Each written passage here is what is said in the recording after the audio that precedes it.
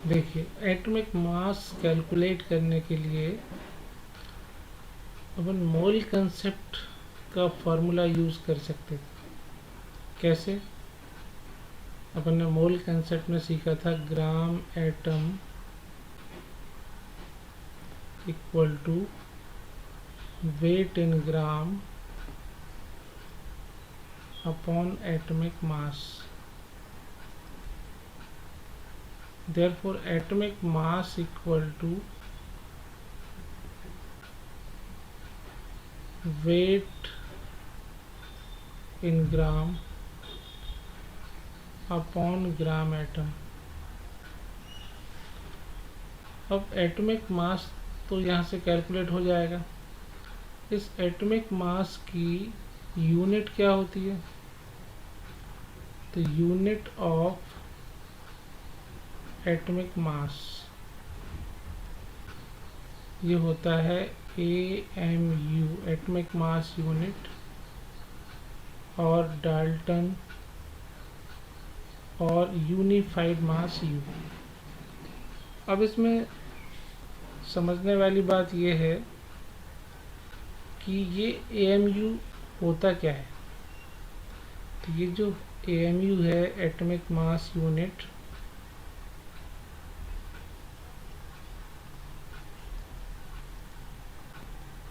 ये डिफाइन है C12 का 1/12 एटम का जो वेट होगा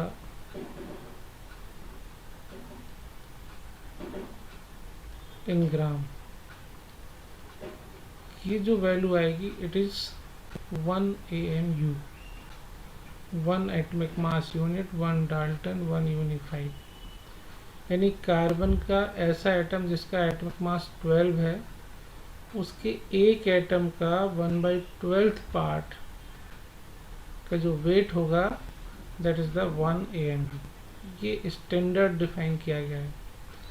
अब इसको अपन कैसे समझेंगे कि 1 AMU में कितना वेट होगा? तो इसको समझने के लिए अगर हम ये C12 1 ग्राम एटम यानी एवोगैड्रो नंबर के बराबर लेते हैं, 10⁻23 C12 एटम्स लिए, तो उसका वेट कितना होगा? एटॉमिक मास के बराबर वेट ग्राम में, यानी 12 ग्राम होगा। देयरफॉर 1 एटम अगर लिया अपन ने तो उसका वेट होगा 12/6.023 10⁻23।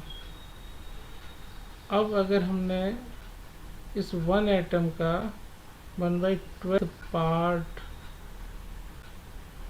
ऑफ 1 एटम ऑफ C12 ये लिया, इसका वेट क्या होगा? तो 12 इसमें 1/12 का मल्टीप्लाई हो जाएगा, यानी 12 6.023 10⁻23 और इसमें 1/12 का मल्टीप्लाई, ये 12 से 12 कैंसिल, 1 अपॉन एवोगैड्रो नंबर, और इसको सॉल्व किया तो ये 1.66 10⁻⁻24 ग्राम, यानी 1 AMU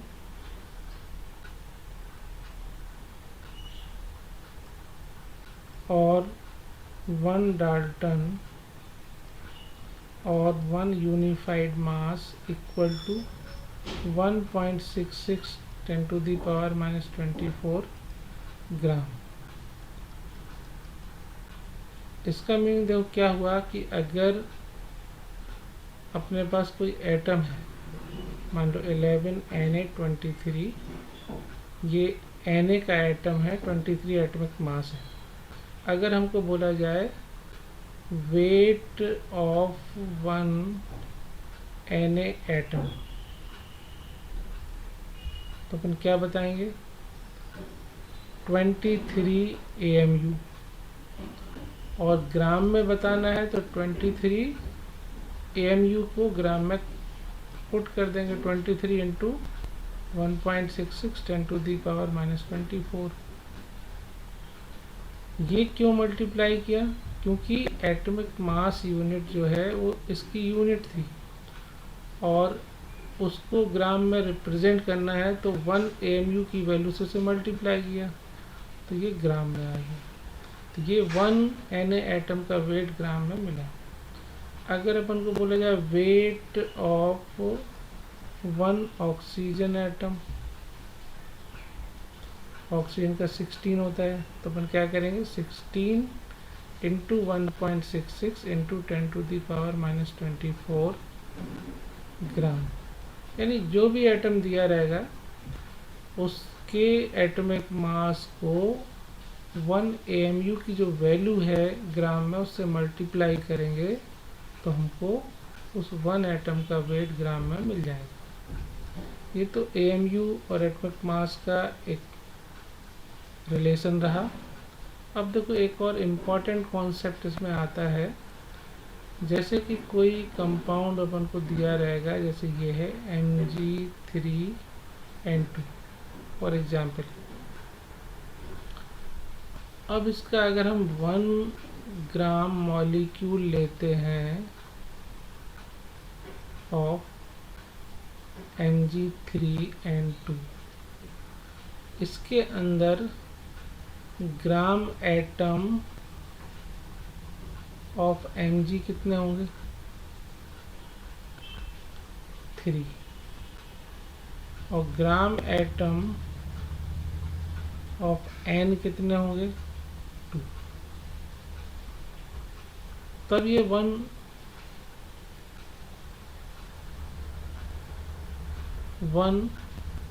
ग्राम मॉलिक्यूल ये बना होगा। ग्राम मॉलिक्यूल यानी 1 मोल।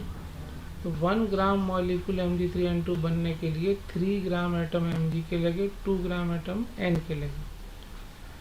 अब इसी के देखो ऐसे दिमाग लगाया गया कि Mg के ग्राम एटम को N के नंबर से मल्टीप्लाई कर दें, तो 2 into gram atom of Mg, और N के ग्राम एटम को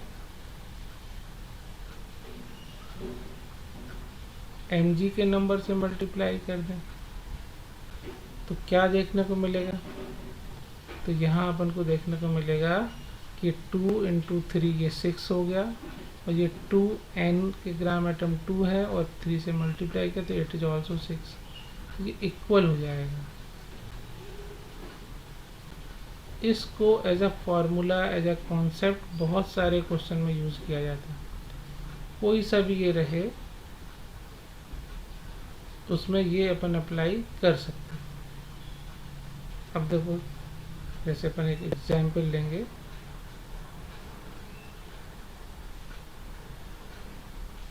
ये a compound contains 28% nitrogen and 72% of metal. By weight, 3 atoms of the metal combine with 2 atoms of nitrogen. Find the atomic weight of the metal. तो suppose metal क्या है? Metal is M से represent कर रहे हैं, और nitrogen तो N से रिप्रेजेंट होगा ही। अब according to question molecular formula क्या हुआ इसका? M3 atoms of metal, M3N2 ये हुआ, ठीक। अब 28% नाइट्रोजन एंड 72% मेटल, तो अगर हमारे पास कंपाउंड 100 ग्राम M3N2 है, तो उसके अंदर 72 ग्राम मेटल होगा एंड 28 ग्राम नाइट्रोजन होगा। अब जो इससे पहले जो अपन ने कॉन्सेप्ट सीखा था वो अप्लाई करेंगे। अपन ने क्या सीखा था? Gram atom of metal n के नंबर से मल्टीप्लाई होगा। तो मेटल का ग्राम एटम कितना आएगा? 72 upon atomic mass of metal को अपन m एज्यूम कर रहे हैं, तो ये ग्राम एटम ऑफ मेटल, और इसको नाइट्रोजन के नंबर से मल्टीप्लाई करना है। और ग्राम एटम ऑफ नाइट्रोजन 28/14, इसको मेटल के नंबर से मल्टीप्लाई करना है, और ये दोनों सेम हो जाते हैं तो इक्वल कर देना है। यहाँ से m की वैल्यू कैलकुलेट कर लेना है। m की वैल्यू क्या आएगी? m इधर जाएगा, यह तो 2 × 72 × 14 upon 28/3।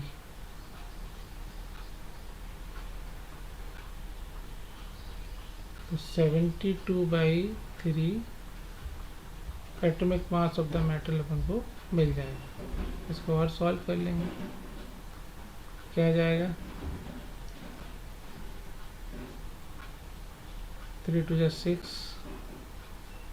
with 3 4 12, 24 is the atomic mass of metal। ठीक, तो ये इस उसी कॉन्सेप्ट से अपन ने इसको सॉल्व कर लिया जब भी समझा था। अब देखो दूसरा क्वेश्चन जो है वो कैनिजेरो मेथड पर बेस्ड है। कैनिजेरो मेथड में क्या होता कि अगर एक कॉमन एलिमेंट डिफरेंट कंपाउंड्स में प्रेजेंट है तो डिफरेंट कंपाउंड्स के मॉलिक्यूलर वेट डिफरेंट होंगे, उसके अंदर उस एलिमेंट कॉमन एलिमेंट का परसेंटेज डिफरेंट होगा, और उस डेटा से हमको atomic mass of the element count करना होगा। तो उसका जो मेथड है दैट इज कैनिजेरो मेथड। अब देखो जैसे ये कंपाउंड है, the following data were obtained from the analysis of 5 volatile phosphorus compound. The percentage of phosphorus in these compounds having the molecular weight 222, 154, 140, 300 and 126 are respectively 27.9%, 20.2%, 22.5%, 43.7% and 24.6%. Calculate the atomic mass of phosphorus to the nearest whole number। ये question है। अब देखिए इसमें 5 different compounds हैं, उनके molecular weight 5 different हैं, percentage भी different दिया हुआ है। तो परसेंटेज से समझ में क्या आता है? जैसे अपन ने फर्स्ट वाला ये पकड़ा तो 100 ग्राम फर्स्ट वाला अपन ने फर्स्ट डाल दिया। 100 ग्राम फर्स्ट कंपाउंड में परसेंटेज ऑफ फॉस्फोरस कितनी है? 27.9 ग्राम फॉस्फोरस। 100 ग्राम 27.9% से यही बात समझ में आ रही है कि अगर हम इसका 100 ग्राम लेते हैं तो 27.9 ग्राम उसके अंदर फॉस्फोरस होगा। अब मॉलिक्यूलर मास के बराबर अगर लेते हैं, क्योंकि मॉलिक्यूलर मास के बराबर लेंगे तो उसके अंदर फॉस्फोरस की क्या क्वांटिटी है वो सामने आएगी। तो अगर हमने ये 222 ग्राम लिया तो कितना फॉस्फोरस होगा? 27.9/100 इंटू 222। इसको सॉल्व कर लेंगे।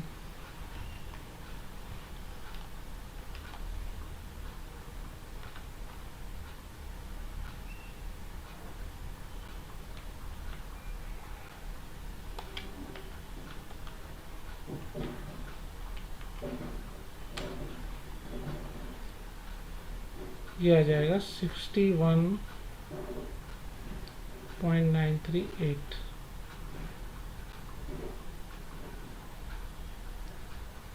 अब दूसरा वाला डेटा लेंगे, सेकेंड 100 ग्राम सेकेंड कंपाउंड में फॉस्फोरस का वेट कितना है, 20.2 ग्राम फॉस्फोरस। अब इसका मॉलिक्यूलर मास कितना है, देयरफॉर 154 ग्राम सेकेंड कंपाउंड में फॉस्फोरस कितना होगा, तो 20.2 बाई 100 इंटू 154।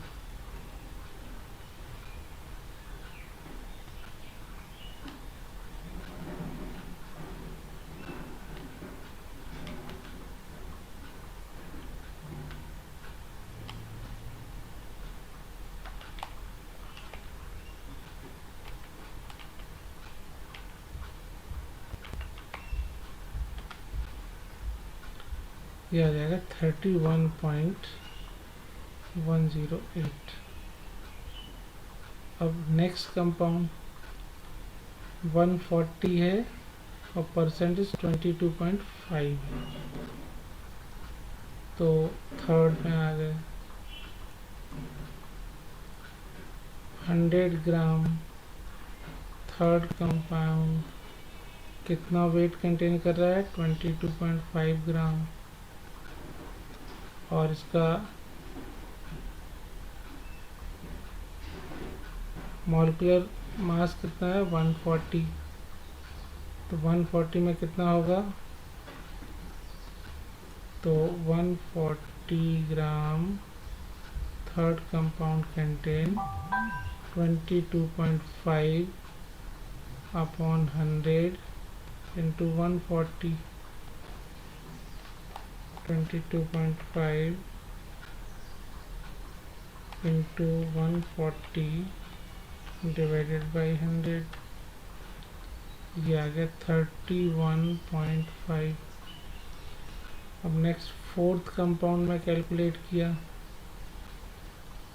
फोर्थ कंपाउंड में 300 मॉलिक्यूलर मास है और 43.7% फॉस्फोरस है, तो 100 ग्राम फोर्थ कंपाउंड कितना परसेंट है, 43.7, 43.7 ग्राम फॉस्फोरस। देयरफॉर 300 उसका मॉलिक्यूलर मास है, 300 ग्राम में फोर्थ कंपाउंड कितना फॉस्फोरस कितना होगा, 43.7 अपॉन 100 इंटू 300, तो 43.7 इंटू 3, ये 131.1 फॉस्फोरस होगा। फिफ्थ कंपाउंड में आ जाए, 126 उसका मॉलिक्यूलर मास है और 24.6% है, 24.6, यानी फिफ्थ कंपाउंड 100 ग्राम फिफ्थ कंपाउंड 24.6 ग्राम फॉस्फोरस।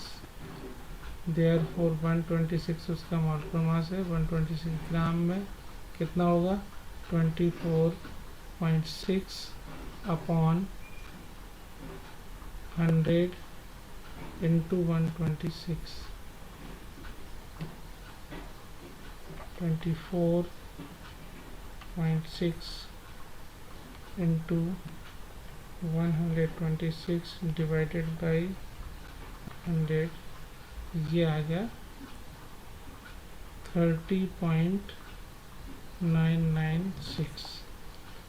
अब देखो इसमें पांचों में अपन ने देखा फॉस्फोरस का वेट, तो फर्स्ट में 61.938 आया, सेकंड में 31.108 आया, थर्ड में 31.5 आया,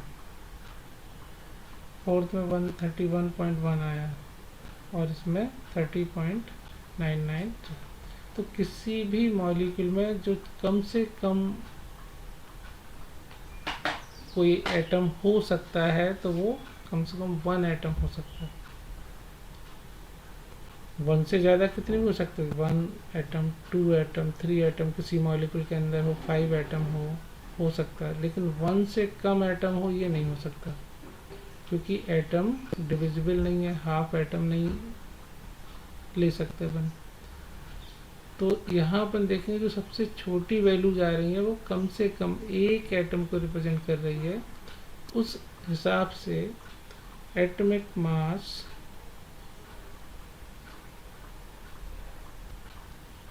ऑफ फॉस्फोरस 31 अपन को मिल, इसको एटॉमिक मास बोलेंगे तो 31 AMU यूनिट बताएंगे। ठीक है, अब देखो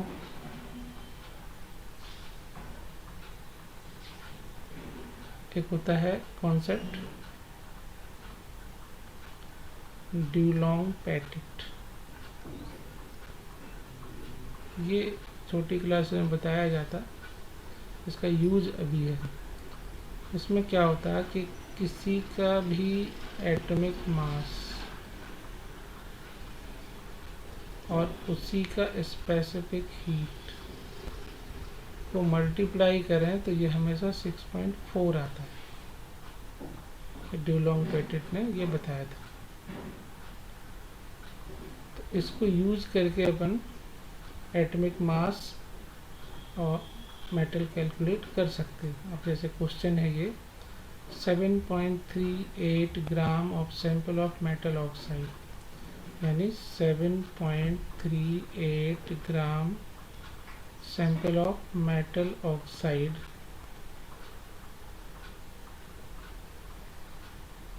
ठीक, ऑक्साइड का तो श्योर है 2 होती वैलेंसी, इसका नहीं पता था। M2OX is quantitatively reduced to 6.84 gram of pure metal, यानी जिससे प्योर मेटल जो मिलेगा दैट इज 6.84 ग्राम।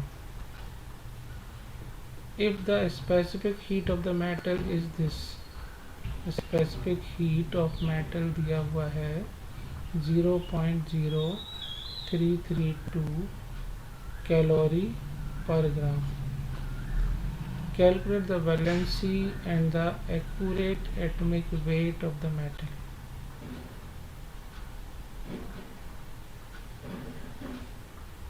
अब देखो कितने ग्राम क्या है, ये मेटेलिक ऑक्साइड है, इसमें इतना मेटल है, तो ऑक्सीजन का वेट कितना होगा, वेट ऑफ ओ कितना होगा, तो वो होगा 7.38 माइनस 6.84,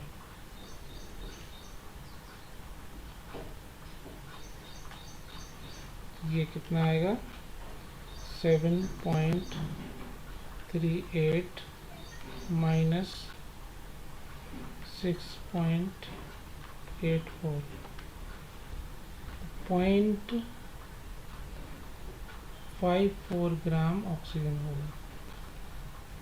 अब यहाँ पर अपन वही कॉन्सेप्ट लगाएं, gram atom of M, gram atom of M क्या करेंगे, तो 6.84 upon gram atom of M, M assume कर लेते हैं, इसको ओ के नंबर से मल्टीप्लाई करेंगे और it is equal to gram atom of O 0.54 upon O का 16 और इसको मेटल के नंबर से मल्टीप्लाई करेंगे। ऐसा करके एक इक्वेशन बन जाएगी जो कि एम अननोन और एक्स अननोन के फॉर्म में ये इक्वेशन है। ठीक, अब देखो यहाँ से अपन एटॉमिक मास ऑफ मेटल लाएंगे किससे, स्पेसिफिक हीट से। Atomic mass into specific heat equal to 6.4। इसका मतलब एटॉमिक मास m, जिसको अपन m से रिप्रेजेंट कर रहे हैं, m जो है क्या होगा 6.4 अपॉन स्पेसिफिक हीट। ये कहाँ से लिया, ड्यूलॉन्ग पेटेट से।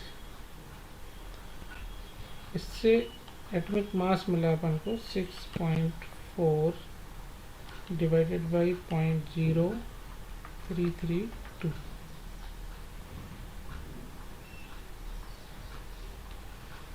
6.4 डिवाइडेड बाई 0.0332, तो ये 192.77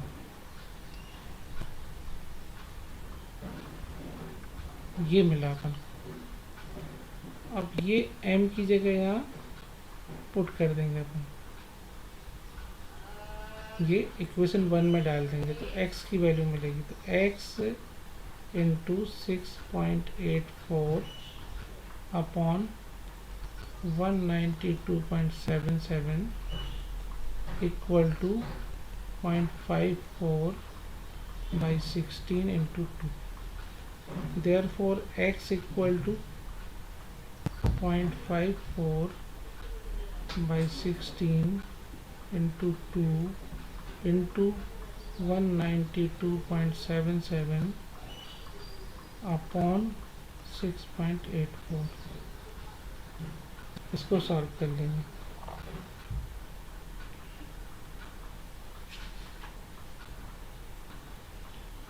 vapour density of chloride of elements. Vapour density में अपन ने पहले सीखा है कि वेपर डेंसिटी क्या होता है, molecular mass equal to vapour density into 2, ऐसा होता है। वेपर डेंसिटी क्या होता था, वेट ऑफ कंपाउंड अपॉन उतने ही क्वांटिटी ऑफ हाइड्रोजन का वेट। जैसे अपन ने 1 मोल कोई कंपाउंड लिया, उसका वेट लिया, तो उसको डिवाइड करेंगे 1 मोल हाइड्रोजन के वेट से, तो वेपर डेंसिटी आएगी। यानी vapour density respect to hydrogen होती है। तो ये molecular mass equal to vapour density into 2, ये फार्मूला आता है। अब यहाँ दिया गया है 1 gram of A chloride of an element contains 0.835 gram of chlorine. If the vapor density of the chloride is 85, find the atomic weight of the element and its valency. तो जो if a chloride of element suppose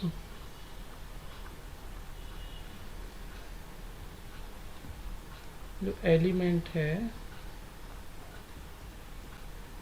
is M, तो chloride का formula क्या होगा, MClX, क्योंकि M की valency अपन को नहीं मालूम, तो MClX इसका फॉर्मूला होगा। अब 1 gram of chloride of element contain इतने ग्राम क्लोरीन, तो यहाँ से हम एलिमेंट का वेट अलग कर सकते, तो वेट ऑफ एलिमेंट कितना हो जाएगा, 1 माइनस 0.835। क्लोराइड ऑफ एलिमेंट में 1 ग्राम वेट है और उसमें क्लोरीन का वेट इतना है, तो 1 से ये माइनस किया, एलिमेंट का वेट आ गया। एलिमेंट का अगर एटॉमिक मास अपन m एज्यूम कर लेते हैं, एलिमेंट m है, एटॉमिक मास को भी अपन m से रिप्रेजेंट कर रहे हैं, तो इसमें अगर हम x का मल्टीप्लाई करेंगे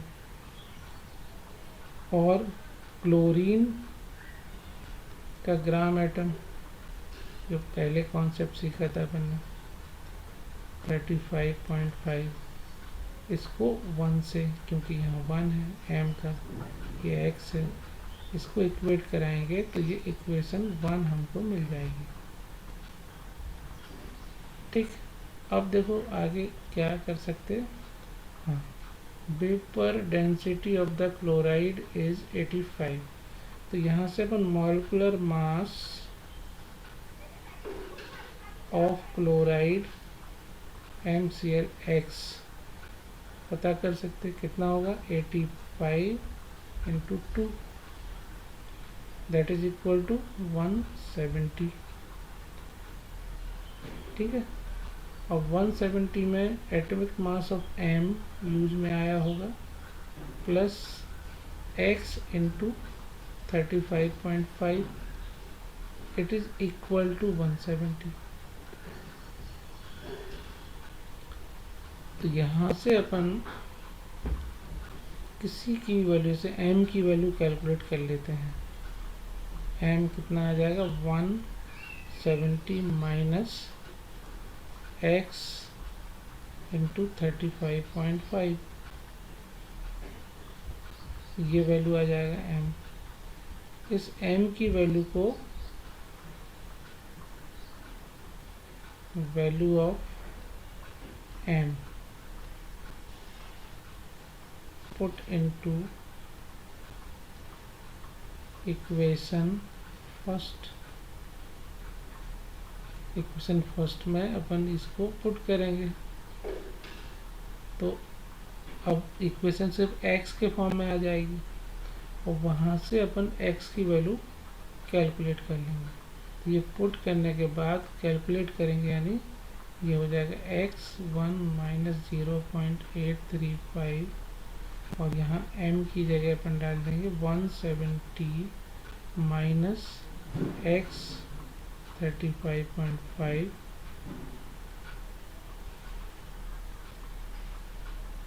इक्वल टू 0.835 अपॉन 35.5 इंटू 1, और इससे x की वैल्यू कैलकुलेट कर लेंगे। तो x की वैल्यू क्या मिल जाएगी, x की वैल्यू अपन को 4 मिल जाएगी, और उस x की वैल्यू से अपन एटॉमिक मास कैलकुलेट कर सकते हैं। कैसे, देखो इस इक्वेशन से, इससे 170 equal to M plus 4 into 35.5, इससे अपन M की वैल्यू फाइंड कर सकते हैं। M equal to 170 minus 4 into 35.5, इसको सॉल्व कर लेंगे। ये कितना हो जाएगा 28, ये इसका M का एटॉमिक मास आ जाएगा।